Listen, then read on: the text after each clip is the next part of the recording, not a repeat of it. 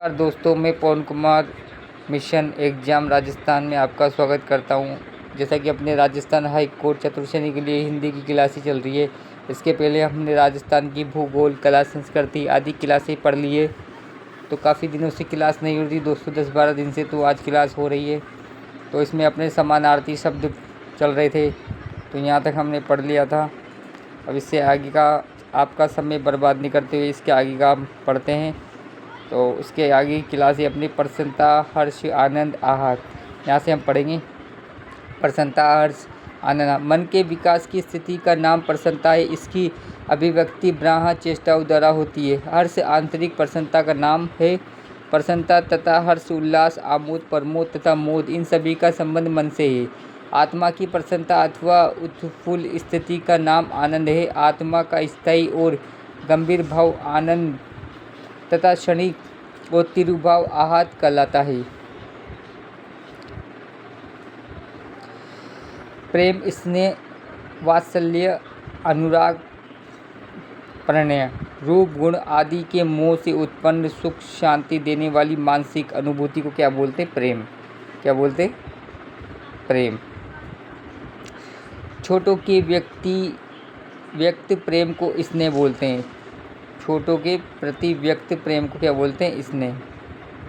माता पिता द्वारा बच्चों के प्रति किया जाने वाला स्नेह क्या होता है? वात्सल्य कहलाता है। यह आपको याद रखना है दोस्तों, मोस्ट इम्पोर्टेंट। शुद्ध प्रेम भावना अनुराग कही जाती है। दो युवाओं का परस्पर प्रेम प्रणय है, जो प्रेम की परिणति है। बड़ा विशाल भारी महान, बड़ा आकार प्रकार के इसका विरोधी है। छोटा जब बहुत बड़ा हो तब उसे विशाल कहते हैं। पृथ्वी विशाल चट्टान बड़ी है, भारी वजन से होता है, गुणों में नहीं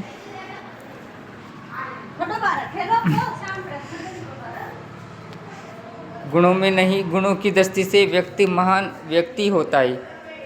बुद्धि, प्रज्ञा, परिज्ञा, ज्ञान, किसी विषय की पूर्ण जानकारी अथवा विवेकपूर्ण ढंग से काम करने की क्षमता बुद्धि कहलाती है। प्रज्ञा में बौद्धिक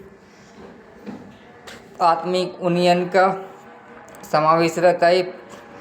परिज्ञा का अर्थ है विशेष प्रकार से अथवा विशेष पूर्ण ढंग से कोई तात्विक विषय जानना। ईश्वर, आत्मा, जीव, संसार, मावा आदि के विषय में जानकारी परिज्ञा है। धन, दौलत, कला, अर्थशास्त्र, हिंदी साहित्य आदि के संबंध में जानकारी का नाम ज्ञान है। ये अलग अलग बातें आपको याद रखनी है दोस्तों। चित्तवृत्ति अथवा संकल्प विकल्पात्मक व्यापार करने वाली मनस शक्ति को क्या बोलते? मन। भाग, खंड, अंश, बड़ी वस्तु का एक टुकड़ा भाग मूल वस्तु से जब कोई भाग अलग हो जाता है तब उसे खंड कहते हैं। क्या कहते हैं? खंड। खंड एक वृत्त और अपने आप में लगभग पूर्ण इकाई होता है। जैसे पुस्तक दो खंडों में विभक्त है। प्रयोग और सिद्धांत। भाग खंड से छोटी इकाई का नाम है। जैसे सिद्धांत खंड के कई भाग हो सकते हैं। भाग का ही दूसरा नाम अंश है। सामान्यतः अंश मूल वस्तु की बहुत छोटी इकाई का नाम है। पूरी पुस्तक की एकाधिक पंक्तियाँ उसका अंश कही जाती है, भाग नहीं। व्याख्या के लिए गद्यांश अथवा पद्यांश दिया जाता है, किसी कृति का एक पूरा भाग नहीं। भाषण, अभिभाषण, प्रवचन, व्याख्यान मोस्ट लगा लेना। सामान्य रूप से जनता अथवा छात्रों के सामने अपने विचार प्रकट करना क्या है?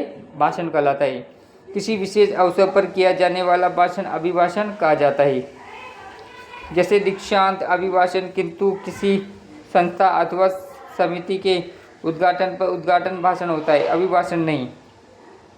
धार्मिक विषयों पर किया जाने वाला भाषण प्रवचन कहा जाता है।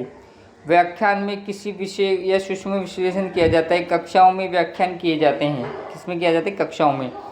विद्वानों ने व्याख्यान मालाएं आयोजित की जाती है। भेंट और उपहार। अब देखो भेंट और उपहार में क्या अंतर है वो आपको बताते हैं। आदर पूर्वक एवं प्रेम पूर्वक किसी को कोई वस्तु देना भेंट कहलाती है। सदा अपने बड़ों को दी जाती है। जब यह भेंट बराबर वालों को दी जाती है तब उसे बोलते हैं उपहार। क्या बोलते हैं? उपहार। बराबर वालों को देना तो उपहार।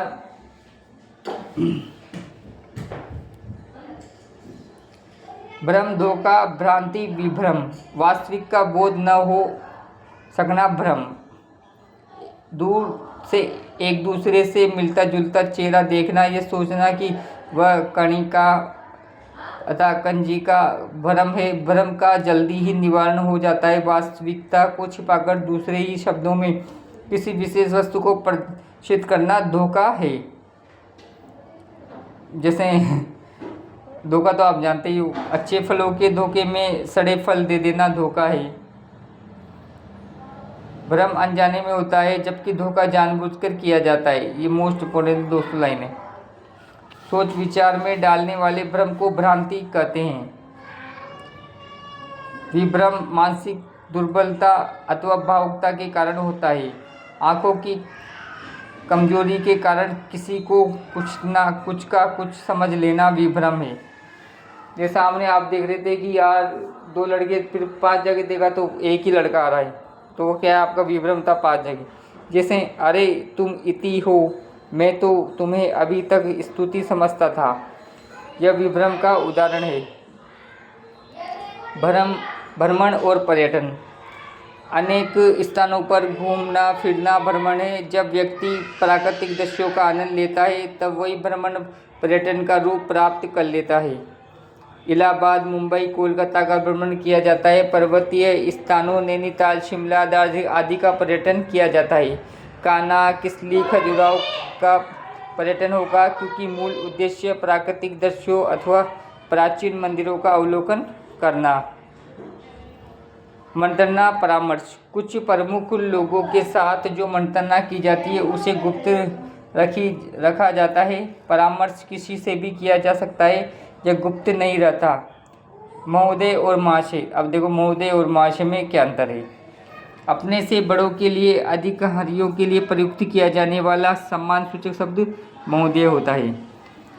सामान्य लोगों के लिए सम्मान से प्रयुक्त किया जाने वाला शब्द महाशय होता है। अरे महाशय इधर आइए, तो अपने से समान लोगों के लिए प्रयुक्त किया जाता है। मित्र, सखा, सुहृद, बंधु। दोस्तों ये छोटी सी क्लास आपको पसंद आए तो चैनल को लाइक सब्सक्राइब करें। कमेंट में ज़रूर लिखिए दोस्तों क्लास कैसी लगी, और नीचे डिस्क्रिप्शन में ग्रुप का लिंक है जहाँ राजस्थान हाई कोर्ट के बच्चे जुड़े हुए हैं, तो ग्रुप को में आप टेलीग्राम से जुड़ सकते हैं। अपनत्व की भावना रखने वाला सम्यक मित्र कहा जाता है। जब 2 शरीर एक प्राण हो जाए तब वह सखा बन जाता है। उपकार का बदला न चाहने वाला सखा सुहृद कहलाता है तथा बंधु अर्थात भाई अथवा सहोदर होता है। मूक और मौन में क्या अंतर है? बोलने की क्षमता से रहित होना मूक कहलाता है। बोलने की शक्ति से युक्त होकर भी अवसर विशेष को ध्यान में रखते हुए चुप रहना मौन लक्षण है। यातना यंत्रणा। तीव्र व्यथा पहुंचाना यातना कहलाता है। यह शरीर और मानसिक दोनों प्रकार की होती है। इसमें मारपीट, गाली गलौज, तड़पाना, आतंक आदि सभी का समावेश रहता है। जैसे शत्रु के शिविरों में कैदियों की यातना दी जाती है।